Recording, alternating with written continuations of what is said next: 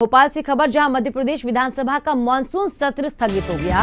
विधानसभा monsoon सत्र की कार्यवाही अनिश्चितकाल के लिए स्थगित हुई है। भारी हंगामे के चलते विधानसभा का मानसून सत्र नहीं चल सका है। समय से पहले अनिश्चितकाल के लिए इसे स्थगित कर दिया गया।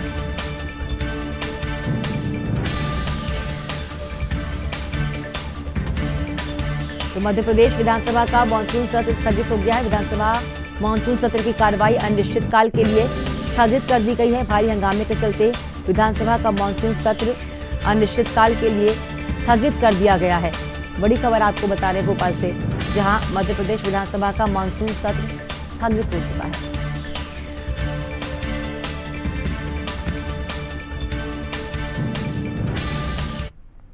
खबर अब रायसेन से है। प्रधानमंत्री ग्राम सड़क योजना के चलते गांवों में मुख्य मार्ग को जोड़ने के लिए सड़कों का जाल बिछाया जा रहा है, लेकिन सिलवानी तहसील के अंतर्गत आने वाला ग्राम पंचायत चिचोली का ग्राम भटपुरा आज भी मूलभूत सुविधाओं से वंचित है। यहां के ग्रामीण मूलभूत सुविधाओं को लेकर पिछले 5 सालों से भी ज्यादा समय से सड़क की समस्या को लेकर क्षेत्रीय विधायक ठाकुर रामपाल सिंह, जिला सीओ, कलेक्टर से लेकर प्रशासन तक सड़क बनवाने के लिए अपनी गुहार लगा चुके हैं, लेकिन जनप्रतिनिधियों, अधिकारियों की लापरवाही के चलते अभी तक ग्रामीणों की मांगों को पूरा नहीं किया गया।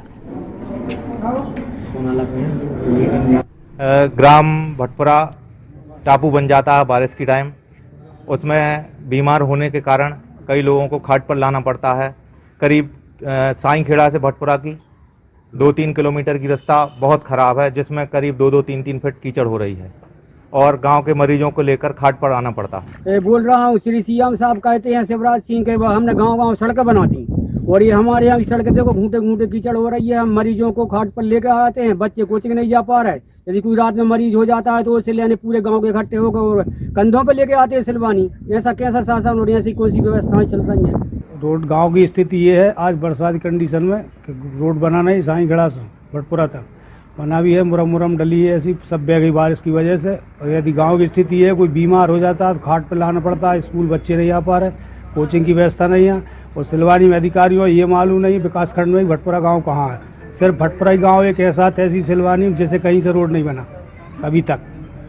पूरे ग्रामवासी परेशान। आज ग्रामवासी भटपुरा द्वारा जो ज्ञापन देके जानकारी दी गई है कि भटपुर साईंखेड़ा से भटपुरा पहुँच मार्ग जो है वो अति वर्षा के कारण टूट फूटने से पूरा क्षतिग्रस्त हो गया है, बल्कि बह गया, उनका कहना है। और ये सड़क आरईएस विभाग द्वारा बनाई गई थी। ये सही है कि सड़क टूटने के कारण में ग्रामीणों का आना जाना प्रभावित हुआ होगा और अति इमरजेंसी सेवाएं, स्कूल, अस्पताल जाने आने में कठिनाई। इसलिए मैंने अभी तत्काल ही सीओ जिला जनपद पंचायत और एसडीओ आरईएस को पत्र जारी किया है इस परिप्रेक्ष्य में।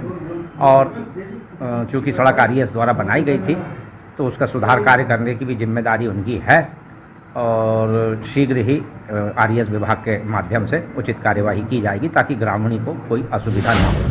वहीं जबलपुर में ओबीसी की जनगणना को लेकर होगी जंगी प्रदर्शन। अखिल भारतीय ओबीसी महासभा ने प्रदर्शन का ऐलान किया। अखिल भारतीय ओबीसी महासभा सिविक सेंटर में जंगी प्रदर्शन करेगी। आपको बता दें, ओबीसी महासभा और ओबीसी SC/ST संयुक्त मोर्चे के आरोप है।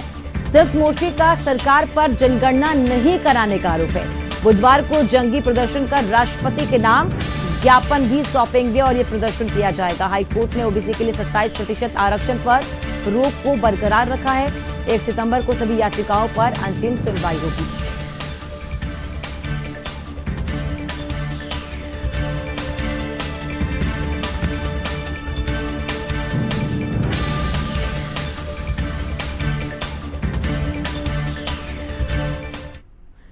ओबीसी आरक्षण को लेकर मध्य प्रदेश हाईकोर्ट में हुई सुनवाई। हाईकोर्ट ने ओबीसी के लिए 27% आरक्षण पर रोक को बरकरार रखा है। 1 सितंबर को सभी याचिकाओं पर अंतिम सुनवाई करेगा हाईकोर्ट। आपको बता दें, किसी भी तरह का अंतरिम आदेश जारी करने से इनकार किया गया है। सभी याचिकाओं पर अंतिम सुनवाई कर लेंगे फैसला।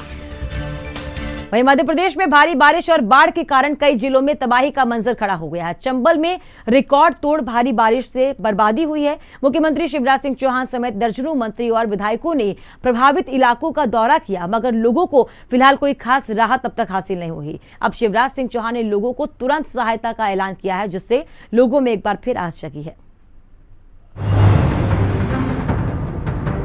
मध्य प्रदेश में बाढ़ से राज्य के 1225 गांव प्रभावित हो गए हैं। 25,000 मकान बाढ़ में बह चुके हैं। 6 बड़े पुल तक इस पर पानी के तेज बहाव में बह गए और कई सड़कें भी क्षतिग्रस्त हो गईं। मुख्यमंत्री ने ऐलान किया है कि जिनके मकान टूटे हैं उनको मकान बनाकर दिया जाएगा या 1,20,000 रुपए दिए जाएंगे। इसके अलावा किराए पर रहने के लिए या तुरंत का खर्च निकालने के लिए हर परिवार को 6,000 रुपए तत्काल सहायता राशि दी जाएगी। गाय बैल भैंस के मरने पर 30,000, बकरी के मरने पर 3,000 और मुर्गा मुर्गी की मौत पर 60 रुपए प्रति मुर्गा दिया जाएगा। जिस परिवार के लोगों की बाढ़ में मौत हो गई उन्हें 4-4 लाख रुपए की आर्थिक सहायता दी जाएगी। जो नुकसान हुआ है उसकी भरपाई करने की कोशिश करेंगे। आर्थिक संकट है, इसमें कोई दो मत नहीं। कोरोना के संकट से हम उबर नहीं पाए, लेकिन चाहे कुछ करना पड़े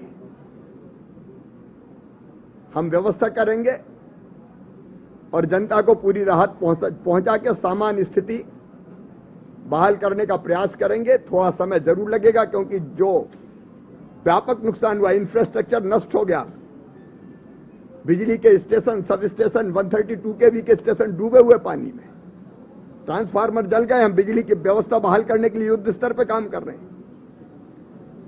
फोन पर बात हो जाए इसलिए वो व्यवस्था बहाल करने की कोशिश कर रहे हैं। सड़क और बाकी चीज हम बाद में देखेंगे, लेकिन संकट के समय राजनीति नहीं, मैं सबसे सहयोग की अपील करता हूं। शनिवार को कांग्रेस के प्रदेश अध्यक्ष और पूर्व मुख्यमंत्री कमलनाथ बाढ़ प्रभावित इलाकों में हवाई दौरे पर गए।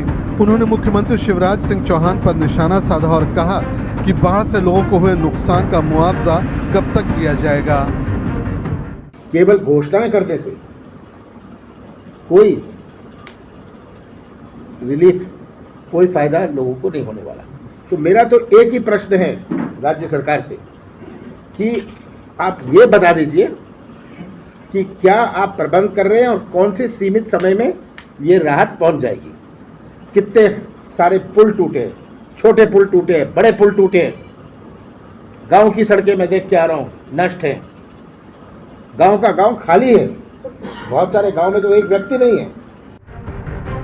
हालांकि मानसून सत्र में विपक्ष ने भी अब तक सही ढंग से बाढ़ का मुद्दा नहीं उठाया है, जिससे लगता है कि वो भी बस राजनीतिक रोटियां सेक रहा है।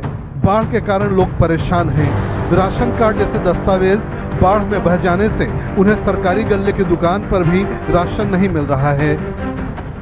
पूरे बाजरा, चारों का चूना बचो, कुछ नहीं बचा। अभी नेता आए थे आपके गांव में दौरा करने के लिए, क्या नेताओं ने दिया है, क्या बोल के गए हैं? कचूना दो दाखन तो कचूना दो कही गई है देंगी।